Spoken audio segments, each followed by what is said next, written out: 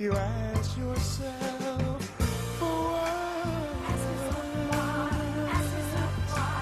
This is your life, not a game that you play. It's your life, and you throw it around.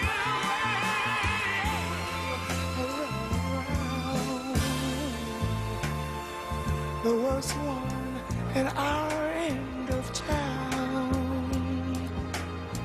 and everyone knows that I still love you so.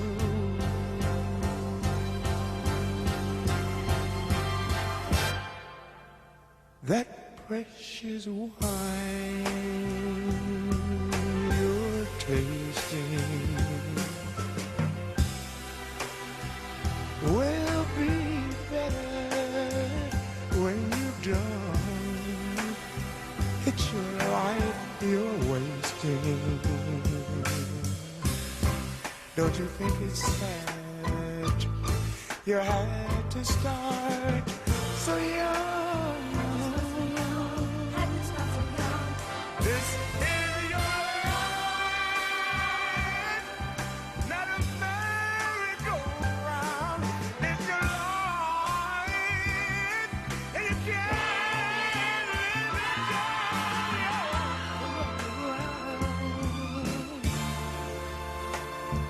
The worst one in our end of town, and all the men know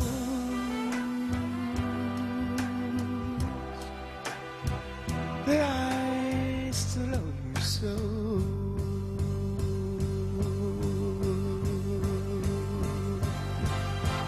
This is your life.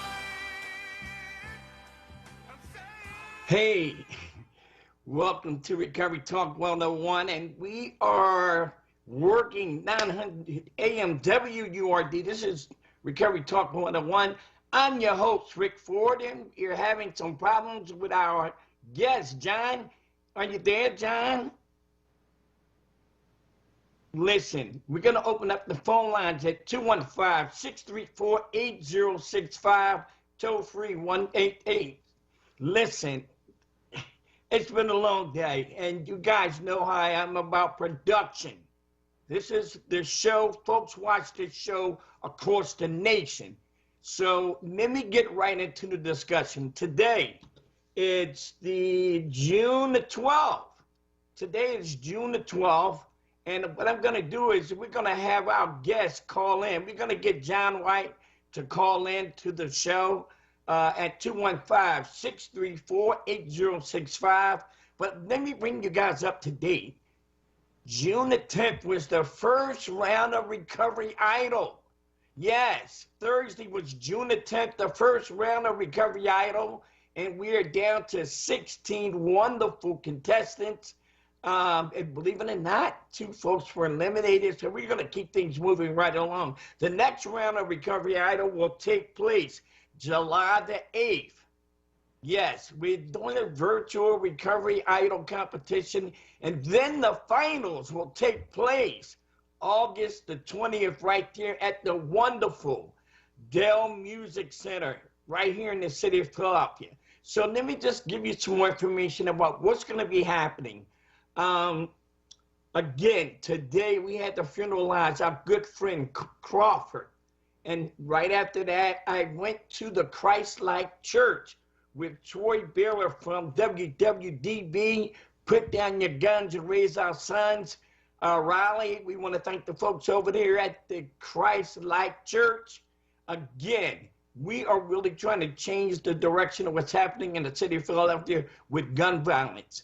Then after that, unfortunately, on a somber note, my good friend Greg Blackman, we had to go over to Lynn Ellis Funeral Home to make arrangements for him. I want to thank my good friend Kevin Washington, the Blackman family, and all the folks who support the many of us in recovery, our good friend Greg Blackman. And I'm going to give you more information about that funeral that's going to take place probably this upcoming Friday right there at 10th in Rockland. So that's going to be the funeral for Greg Blackman. It's a lot going on. So I want to give back to our host. John White, are you there? Apparently I can't hear you, John. So we're struggling right there. So John, can you hear me? Apparently he can't hear me. So John, give us a call at 215-634-8065. We're going to do it just like that there. And all you guys are out there that are now practicing social distancing, who took your masks off, you got your vaccine, the Johnson, Moderna, and Pfizer. We pray that you guys keep continually to practice that safe thing. So we're going to go back to John. I don't think John can hear us. We're Skyping in. So John, go to your phone and give us a call. 215-634-8065. And if you guys are viewing and listening, we want to know exactly what are you doing in your community as the weather changes. What are you doing out there? Are you still practicing social distancing? Have you got your vaccine? What's your thoughts for the summer? Are you catching planes? Are you taking trips? It's a lot going on. So we want to make sure that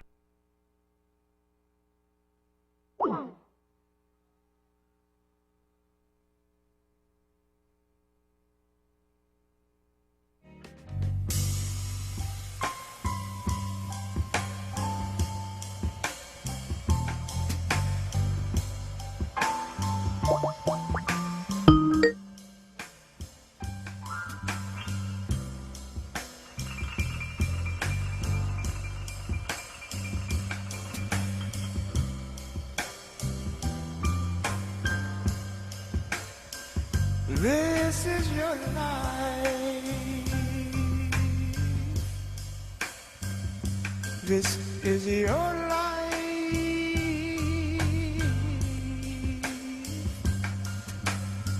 It's your life. It's my life. It's your life. It's your life. This is your life.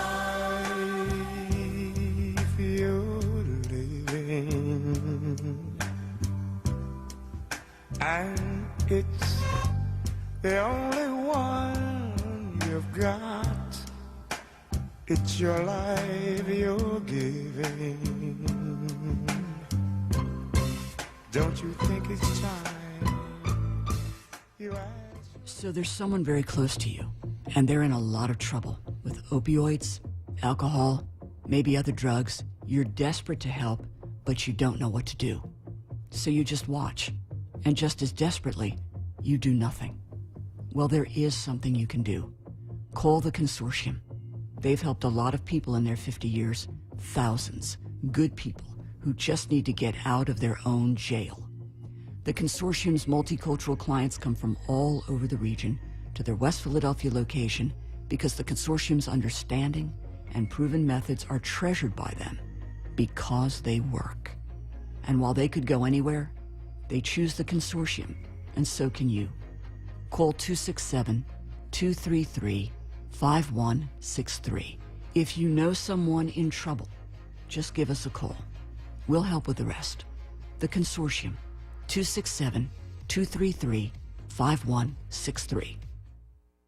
Men and Women for Human Excellence is a drug and alcohol treatment program seeking to strengthen, empower, and inspire individuals through holistic, person-first, strength-based recovery, such as drug and alcohol treatment to individuals and families through 2 levels of care, intensive outpatient and outpatient. They also provide assistance to individuals to begin the recovery process for issues related to their mental health status. Case management services are also provided to assist individuals in recovery with essential services that are necessary for a successful transition and integration into their communities as a productive, responsible citizen. One other service they provide is a substance-free living environment which alcohol and substance users can holistically rebuild their lives by using the person-first, strength-based approach that emphasizes recovery and resilience. They also provide free transportation. For more information, call 215-769-7045. That's 215-769-7045. They are a family strengthening organization. Greater Philadelphia Health Action, GPHA, has been a champion of quality and comprehensive healthcare services for more than 50 years. GPHA is your total healthcare home, providing medical, dental, behavioral health, pharmacy, and child development services. GPHA now offers telehealth visits to connect you with a provider from the safety of your home. Sick visits, follow-ups, chronic disease medication management, subspecialty care, behavioral health therapy, dental, and more. Pediatrics through adults. Know your health. Know yourself. Be aware of your health and any underlying health issues that you may have. In-person appointments are also available, ensuring all CDC guidelines are followed for your safety. Schedule an appointment today with GPHA, 1-888-296-GPHA or gphainc.org. GPHA, your total healthcare home, 1-888-296-GPHA or visit us online at gphainc.org. Hi, this is Council President Darrell Clark, and I listen to my main man, Rick Ford, heard here on 900 AM WURD. Hi, I'm the First Lady of Recovery, Sheila Ford, and you're listening to Recovery Talk 101 with Rick Ford on 900 AM WURD and 96.1 FM.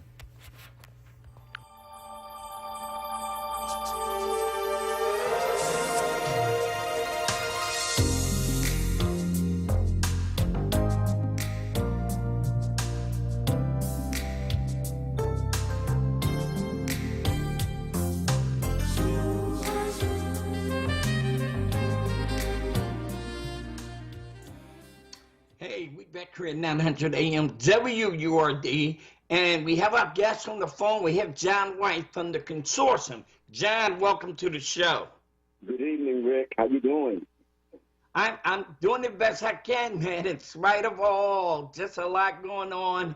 It's been a long day, John, and a couple of funerals and some community events, and Wow. it keeps going. Let's talk about what's happening with you, bro. Well, we are in a once-in-a-generation moment with respect to funding for behavioral health services, addictions, and mental health.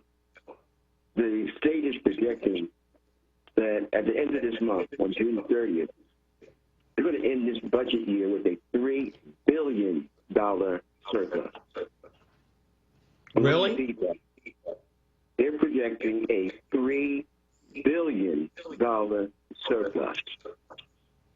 The question is, are we going to use some of that money to correct some of the ills within our behavioral health systems? Can we strengthen our community-based organizations that provide behavioral health, whether that's alcohol treatment or mental health treatment?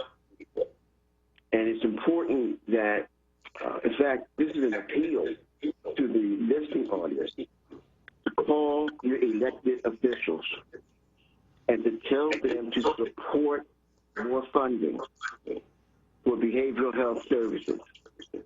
Rick, it's $3 billion surplus. $3 billion, not million, $3 billion.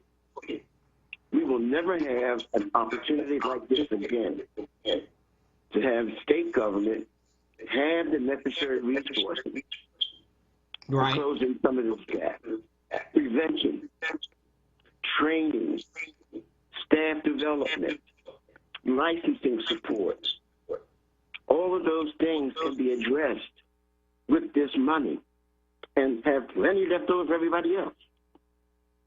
It is so important because everybody knows that the black providers are underfunded. Everybody knows that. You know, and the Coalition of Competent Providers, which is an organization with folks who are representative of the provider community, who are culturally sensitive to our community, wants to make sure that that emphasis is placed on some very, very key and important items. And like I said, this is a once-in-a-generation opportunity, you know, to do prevention and intervention, to improve access to services, to invest in workforce development. And so It is not going to happen unless the elected officials hear from the African American community on this issue. So I am almost begging our listening audience to reach out, particularly to their state officials, their state representatives and their senators. Call them and ask them to support behavioral health services in this critical moment. This is not a competition between the addiction community, recovery community, and recovery community mental health, because everybody knows that those are overlapping issues. So let's come together and let's fight for what is right. And let's move in the direction of providing adequate funding for African-American organizations that are in the provider community that are so important, so vital to the life and health of our community. So I wanted to make sure that I put that across, Rick, and I hope to get a chance to say it again later. But you will never have another opportunity like this for addiction services, for mental health services, for behavioral health services to be enhanced. $3 billion surplus.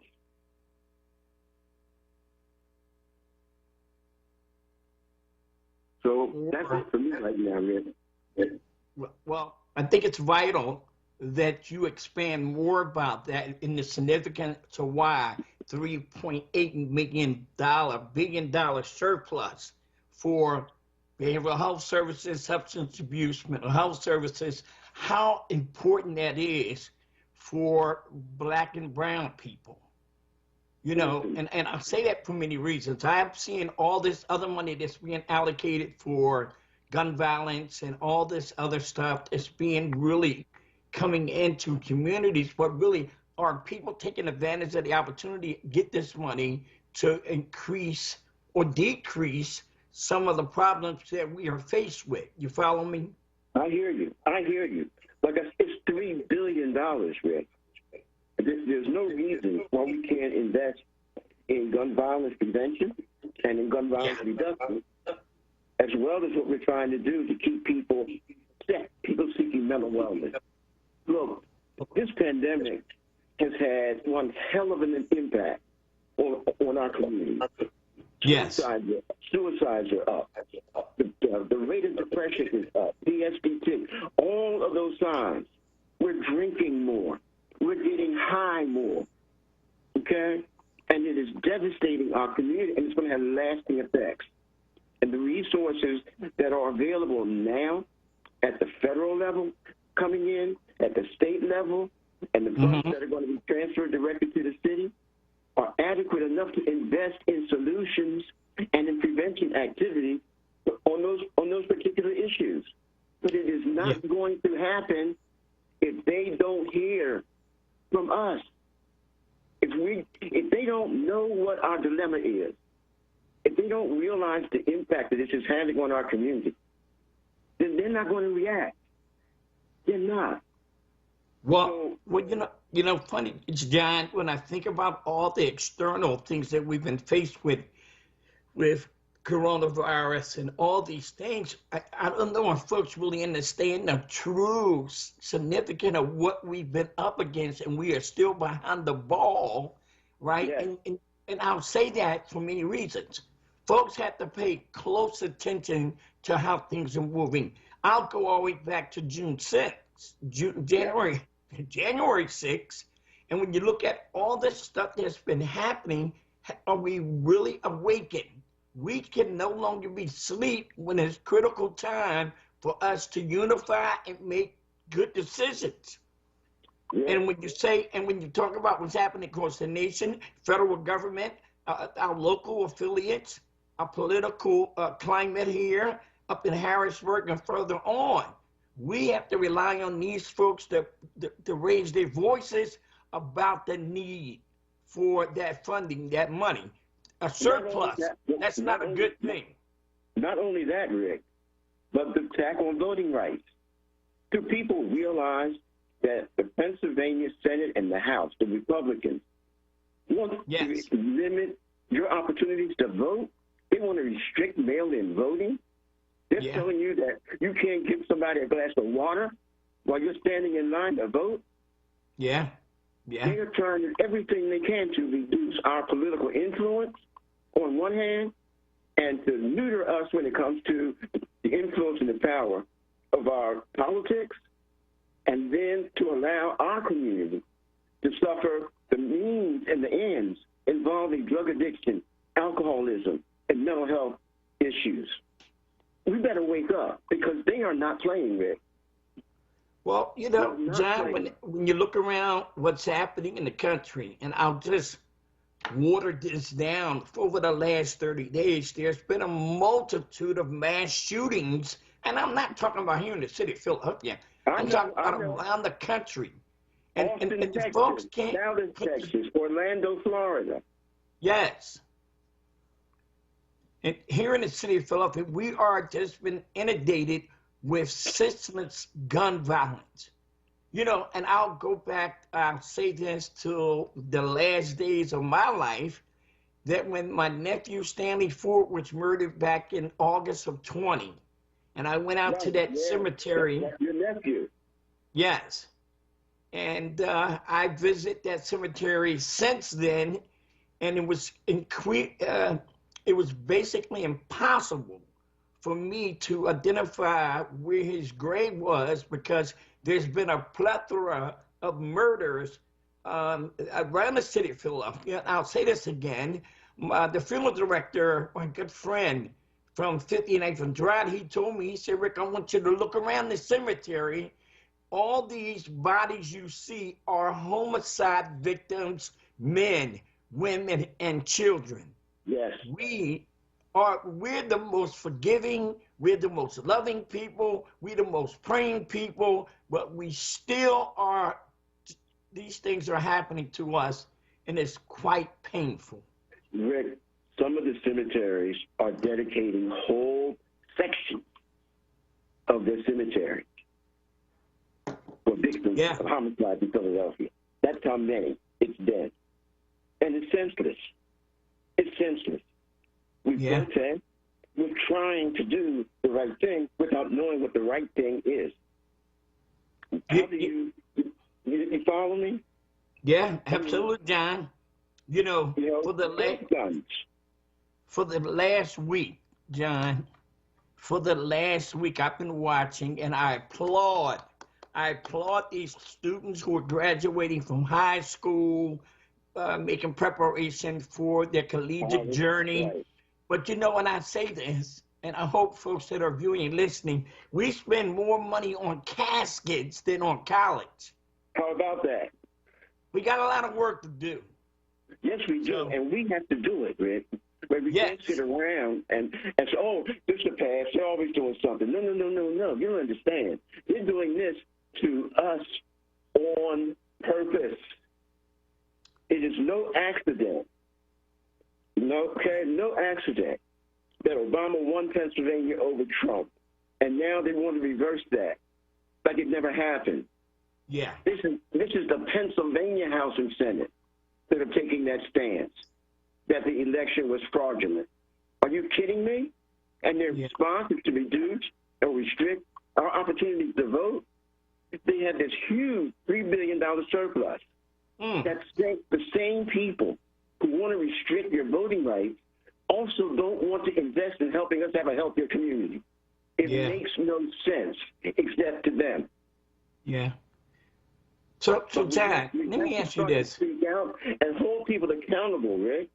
Yeah. It's not okay. Yeah, I would agree. Okay. So John, you know, when you were here in the city of Philadelphia City Council, and then becoming the Secretary of the State, correct? Yes, sir. Secretary of Welfare.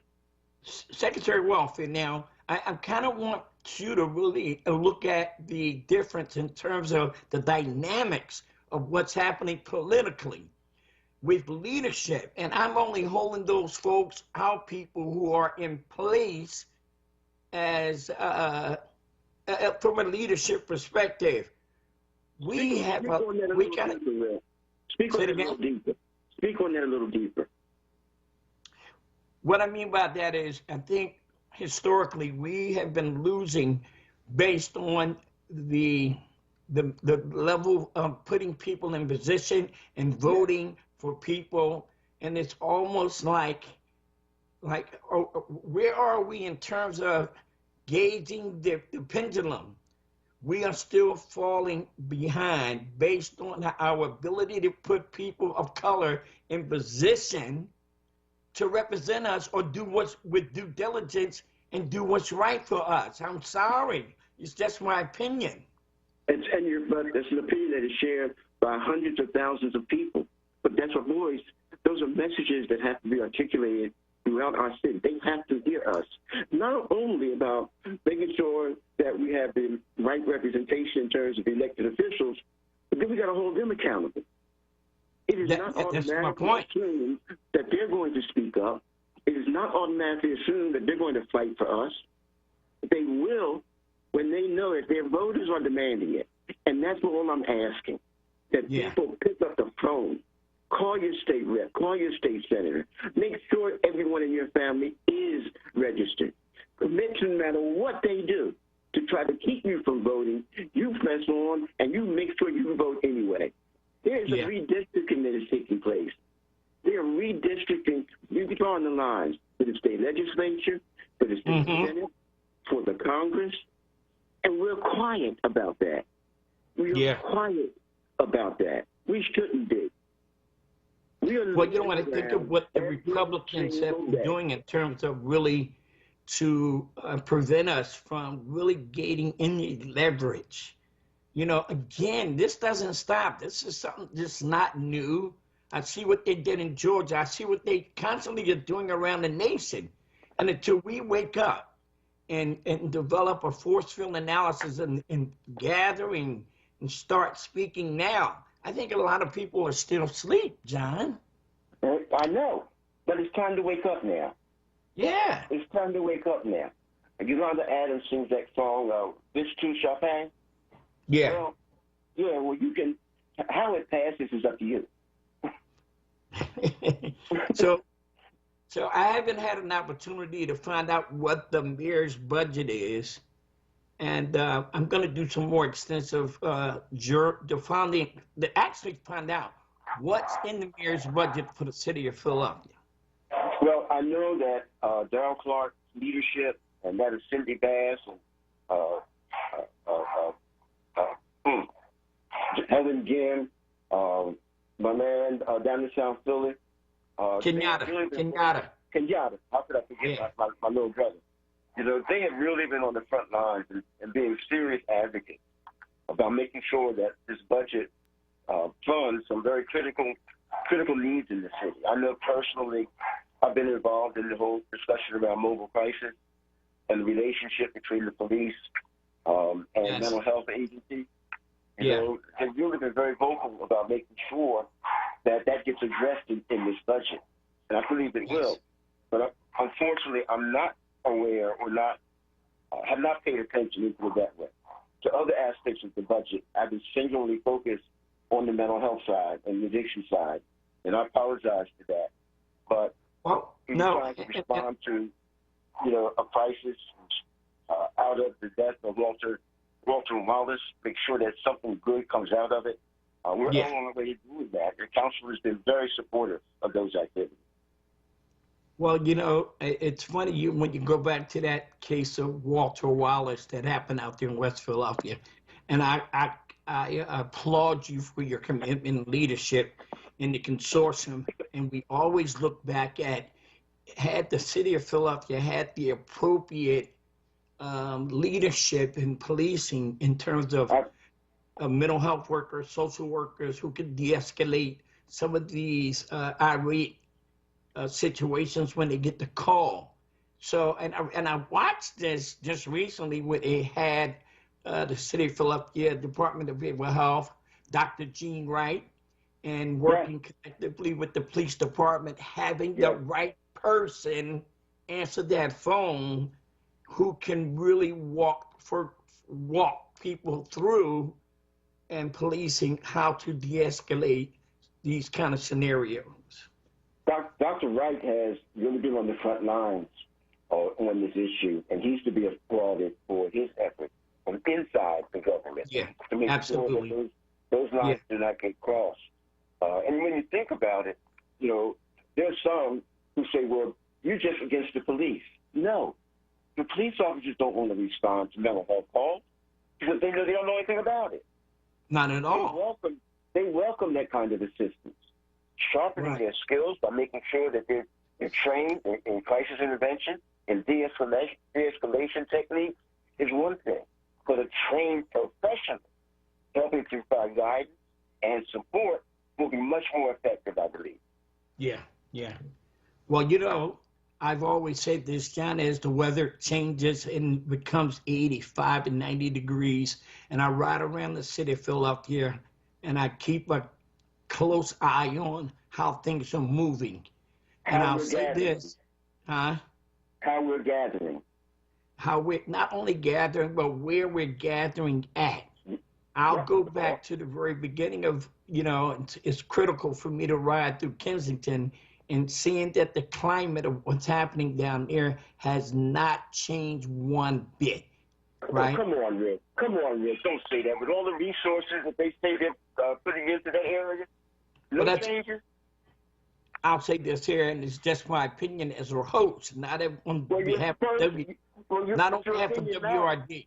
I think it's all a part of the plan strategically in terms of what's happening with gentrification and all that other stuff. So yeah, but what I'm saying is, Rick, they keep talking about all the resources that they're putting in there. When the police commissioner speaks, and she talks about their efforts around drugs and mental health, they only talk about Kensington. Well, you know, John, I'll say this. On my way to work every day, I purposely ride through there. And I need to be honest about my statement. I see these kids who are faced to see folks urinating, defecating, selling drugs, using drugs, and all that. Having sex. Right? I feel, They see it all. That's what they're growing up in. Right, but okay, how do we fix that in terms of prevention and intervention methods so that these kids don't become victims of what they are faced with? That's my fight. That's my argument. I got it. And if I had a solution, I'd be a saint. But I guarantee you one thing, if we came together to discuss what are the most effective solutions, how do we address it? I don't believe that we're speaking in one voice when it comes to gun violence. I don't believe that we're speaking in one voice, if at all, when it comes to what we can do to reduce the amount of addiction. I don't know that we're speaking in one voice. So, but here's my point, John. Here's my point. And listen, I want to be honest about this. I don't care how much. It's not about the resources. See, you can put all the resources down there, but if you're just switching seats on the Titanic. If the city of Philadelphia doesn't do the right thing to clean that up, like they did Gurney Street, listen, it's serious business down there. Drug dealers are rapidly just doing what they're doing with no punitive measures involved. What are your ideas about how to address it? What is you think is part of the right thing? Like me, personally? Yeah, what do you think? Now, you know, it's almost like you get the right people who knows what's happening down there. John, I'll give you an example. Historically, 20 years ago, black and brown people could not be down there selling drugs. You know why? It was the geographical boundaries. You couldn't go down Kensington and sell drugs 20 years ago. Right? Remember I'm older than you, right? Huh? Remember, I'm older than you. I'm sorry, young fella, but here's what I want you to do. I want anyone who's listening and viewing, I want you to ride from Kensington and Lehigh all the way to Kensington, Allegheny, and I want you to visually tell me, who do you see out there doing what? Not the people that are using. I want you to be clear about what I'm saying. I want you to take a visual look, and you tell me what you see, what kind of activity is happening out there. You'll call me back and give me your answer. Wow. Do you remember years ago what was taking place at 5th and Butler? Huh? Remember 5th and Butler? 8th and Butler. 8th Right, Ethan Butler. Remember that? Yes. Right. Right? Wow. The reason they got cleaned up was because the community revolted. Yeah. It's you know, and guess what? We're so John, we're so consumed worried about the coronavirus, right? But the drug epidemic is still at its highest down there. Rick, you keep forgetting something. The problems that we had before Corona, we have more of now. Yes. Nothing went away except the flu. Okay? Nothing went away. Nothing got better except the flu. Yeah. The same issues around resources for the recovery community, resources for the behavioral health community were weak then, and they've grown weaker since then during this virus because of the increased number of people who are being affected and infected.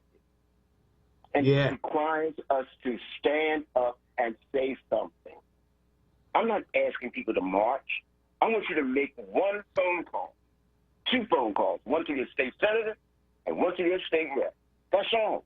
Okay. And tell them it's $3 billion. You hear what I said, Rick? $3 billion. That's a lot of money. That's a lot of money. What are they going to do with it?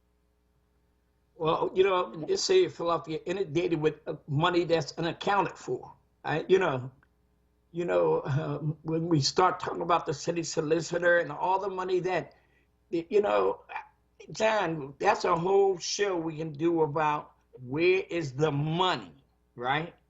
And what are they doing with it? Well, of course.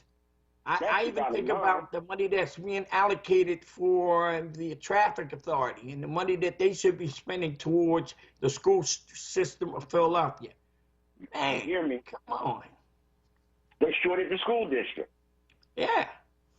And my problem has always been, I still got issues with height. And I don't think let me pull that back a little bit. I think Height is just doing what he's been hired to do. How about that? I hope that's not true. Huh? Okay? I hope that that's not true. Because if it is, he was hired for the wrong reason. Well, when you look at the dilapidation of all these schools that are run down, asbestos. Being reopened in the middle of COVID. Yeah, man. Our kids, think about what our kids are dealing with. And what have they missed during this pandemic? Absolutely. You know, I think they mentioned they were going to open up some schools because of this and that, because of COVID. In so many ways, folks are losing their lives and the ability to get educated.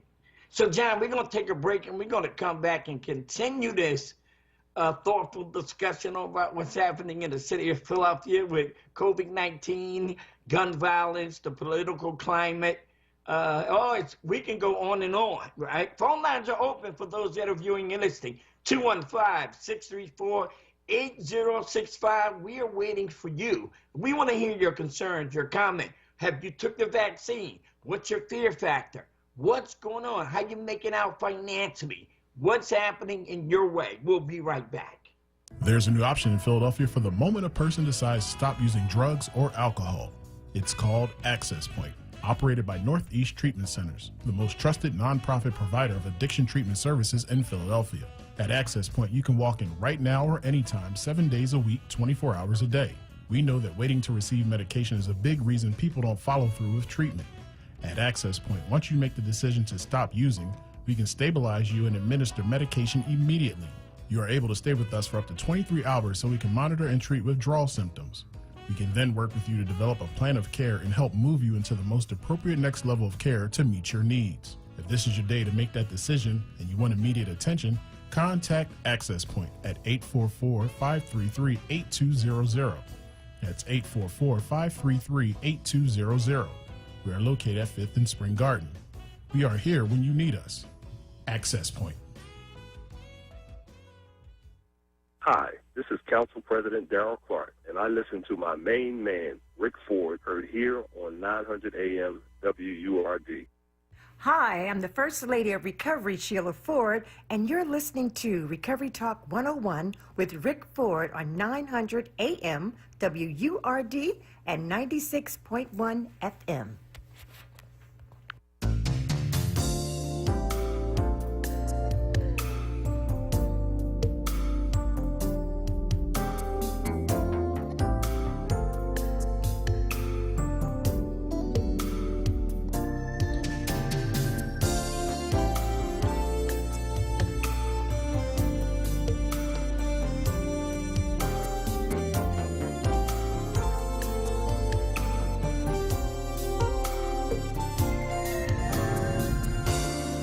Just take some time, let me try to find the words I want to say to you.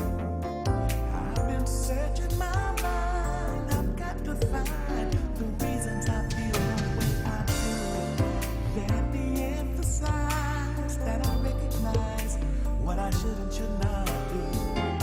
And though I know it's wrong, every now and then I phone just to talk to you. There's no rhyme in the reason, even when we try to be cool. That the strangest times love can lead a connection if you trust your heart to choose. Hey, we're back here at 900 AM WURD. George Duke. I love that song. So I'm back here with John White from the consortium. John, are you traveling sometimes this summer? I'm hoping to be able to get away. We go to Virginia Beach every year, so I'm trying to see if I can get a long weekend in somewhere Oh. this summer. We need a break, you know. Yeah. Beverly has been working so hard to keep me straight and keeping our house safe and our family well. She needs a break, and I'm wondering if I can get at least a long weekend. Well, you Yeah, know, yeah. I kind of agree with you there, John. That I think we all need a break. It's kind of you want to kind of sit down and subside some of those emotional feelings we've been dealing with since. And that's hard, isn't it? It's kind of hard for Yeah, it's hard.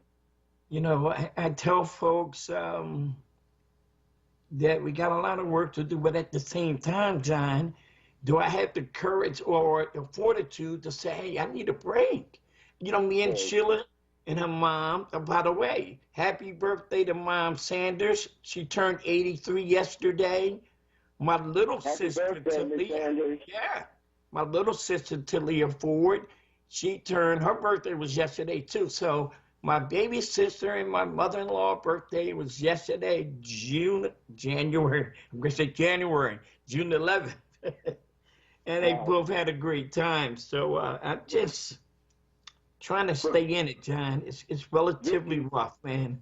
But you make a Emotionally good and point. physically. I've been just really trying to get to the other side. I've been trying to keep things moving in the right direction in terms of what we community-based stuff with Recovery Idol and work at the Pennsylvania Alliance of Recovery Residents. By the way, we're going to be doing a food giveaway. June the 26th, Saturday, right there in front of our office at 5113 Torresdale Avenue. We're going to make sure we provide the community with food. Just come through and get the food, because folks need food, and we want to make sure we provide them with that. Yeah. Well, I'll tell you, we get food every other Tuesday at our site at 58th and Walnut Street. Right. We're feeding more than 100 people every time. Say it again? We're feeding more than 100 people a day when we're there, giving away food, giving out food. But Rick, you raised a very important aspect of our own mental health. At some point, you're not going to be able to help anyone else if you can't help yourself. Yeah. Listen, and when you are a giver, I just firmly believe this. When when the most of your life, most of your contributions are giving, you need to recharge too. Yes. Yes, John. You know, because if it's energy that you want to give, you have to have energy. If it's patience that you want to provide, you have to be patient. You have to make sure that you get selfish for a moment and take care of yourself. Yeah. And unfortunately, I'm speaking from experience, and I got a feeling you are too. Yeah, I would agree 100%, John. And it's funny, I'm almost to a point. I have to have a doctor's appointment Monday, but I'm about to go back into some personal therapy. In order for me to be vibrant. Physical therapy? You doing physical therapy or behavioral? Behavioral. Okay. Just think it's essential for me. If I'm going to stay at this pace, I'm really going to need to recharge my battery emotionally. Because if I had to weigh it out, yeah, it's not, so. And I think you would understand that. I sure do, and you need to do it. Yeah. You just need to do it. And I'm not going to hesitate. I'm really proud of you, Rick, for that. Yeah. To people, it takes courage to make yourself, allow yourself to become vulnerable. You know, we want to keep so many secrets. We want to try to convince people that, we're okay. When you know you're not. Yeah, you are so right, John. I've been struggling physically, which has created a problem for me. That doesn't help, does it? Yeah. It's kind of painful because when folks see me physically, they say, "Rick, you're not walking right. You're limping. So hopefully I can resolve this Monday. But in spite of the physical stuff I'm going through, I'm really about to go check in and get some emotional wellness, because in order to keep doing the things I want to do, I just can't do it all like that. So I hope you call me when we're offline so we can talk. Yeah, without a doubt. Even when we are seeking and getting help, we also need support. Yeah. We need to be reminded, one, how blessed we are that we're able to, have access to that kind of support, and also blessed that he put us in the right state of mind that lets us know when we need to be reaching out. Mm-hmm. Because I really believe that healing starts from the inside. Yes. So I'm so proud of you, man. Yeah. That's a hell of an example for us. Yeah. And you have an enormous audience, and for people to hear that even the great and illustrious Rick, Ford, reaches out for help when he thinks he needs it, that it's okay for them to do the same thing. Absolutely. Thank you. Thank you for setting that example. I'll try to follow it. And John, I thank you so much, because I'm very strategic in terms of relegating this kind of information to over the air publicly. I want people to know, hey, I'm not always on top of things, right? So, and it's a thoughtful thing when you can be honest and say, hey, this is where I'm at. Absolutely. So, I don't run the street. And not be afraid to. Not to be afraid to. I've been diligently trying to get some younger guys to take over the baseball league, because I understand the importance of what these kids need. We can't wait on the big boys and big girls. We have to. Nobody's going to save us but us, John. Dave Richardson. Yep. That's what Dave Richardson used to say. Yeah. And no one can help us but us. Yeah. So, John, we're going to wrap things up, man. I appreciate. Already? No, we got about a good 8, 9 more minutes. Oh, okay. I'm sorry. What are you doing? Tell us what you're doing. Huh? What are you doing? We got Recovery Idol coming up, right? Oh, Recovery Idol, the next round of Recovery Idol. And by the way, for those who miss Recovery Idol, you can go on our Facebook page, Philadelphia Recovery Idol, and you can go watch the show from Thursday night. It's some great talent, John. Some great talent. All right. And I'm not singing, so. But You must have had somebody you knew or some relative that performed, huh? No, not at all. You know, hey John, the great thing about that, I don't judge. We pick celebrity judges who cannot be partial. They have a scoring sheet, judge on stage performance, song selection, appearance, crowd involvement, and I stay out of that. I understand my assignment. And it's a great thing to give people in recovery an opportunity to showcase their talent. And I'll tell you this, John, there's a young lady there, and I'll say her name. She has an ailment, and she has a dog, ambassador. Yeah, her dog is her support measures. Right. Melissa Mott. She wrote a wonderful book. And in spite of her challenges, John, she still showed up to the competition, and we are going to keep her involved. She's going to come back on July the 8th and do some poetry. Recovery Idol is not so much about winning. It's about giving people an opportunity to showcase their talent. And I say it's called Recovery Idol, not Discovery Idol. Right. Yeah. Right. Yeah. Hey, but tell us this though, Rick. How much has Recovery Idol grown from when you first did it? It has grown in leaps and bounds in terms of quality of performances and folks coming out of places and you didn't know. You know what, John? Watch this. Most of the contestants, I asked them, have you ever been accompanied by a musician? A lot of people say, oh, I can sing, but have you ever been accompanied by a world-class musician? Johnny Croom, who wrote and wrote and produced for Boys to Men, and he has a plethora of folks he have written and produced. So anytime a person can be accompanied by a musician, what does that do for their self-esteem? Yes, oh my God! So it's a great opportunity. Yeah. I was going to say the audience.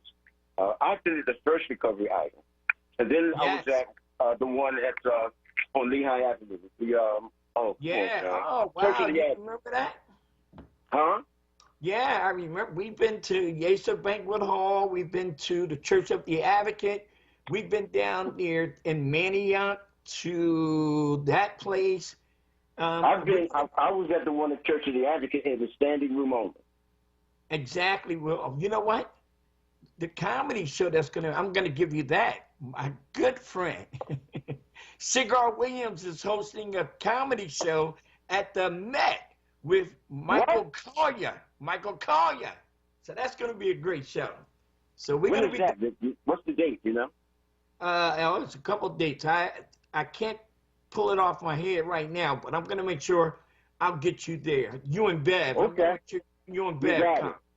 Yeah. So we're going to do the finals at the Dell, and kudos go out to the wonderful folks at the Dell Music Center, Sue Slauson, Faye Garrison Green. They said, Rick, we want you to bring Recovery Idol back to the Dell on August the 20th. We're going to honor some people. We're going to have a fashion show, and we will select the winner of the Recovery Idol 2021. So back at the Dell? Back at the Dell, yeah. And going home, huh? That's great. And I want to pack the Dell. I want to show folks that recovery is alive and well here in the city of Philadelphia. Watch this, John. The folks at the Dell say we've had bigger crowds at Recovery Idol than some of the artists. Now that's what I'm saying. And Philadelphia is a recovering town. Folks migrate to our great city based on what we do. So, John, we got to get out of here. Anybody you want to thank before I let you go? I want to thank those members of our listening audience who decided to call their state representative or their state senator, tell them to support funding for behavioral health and drug addiction service. I want to thank you in advance because I know you will. Yeah. So, John, I love you, man. Tell Bev I give Bev my love. Give the Well, staff good, my good. love Thank you, over here Sheila. at Consortium. You got it. All right? So, Thank you, Rick. listen, Rick, by the my way, final- I told them your impression when you came to the office the other week. oh, really? They told me to tell you thank you. I was so impressed, man. You have a wonderful staff over there at the West Philadelphia location for Consortium. Give those folks my love and kudos. Very professional, John. Real That good. speaks, Thank you, Rick. that speaks in volume, man, when folks can walk into a building and be treated with a high level of professionalism. Yeah. Well, we deserve it. Yeah, right. So listen, we're going to wrap things up here, man. I'm going to thank the First Lady of Recovery, Sheila Ford, my two daughters, Sierra, Quadia, watch this, my 7-year-old grandson, Sayer, and 2-year-old Samir. They went on a prom yesterday. That's some wonderful photos. Don't forget, man, stay close to your people. Love someone because someone needs to love you back. Sometimes it ain't how you fall, it's how you get up. We want to thank our producer, Mike, there at WRD for holding things down. We want to thank the WRD family. They had a big event yesterday, and it's great that they can get back out into the community. Until next week, peace, and we out of here. Don't change that dial. Stay tuned for our good friend, Lloyd Cummings, right here at 900 AM WURD. Until next week, peace.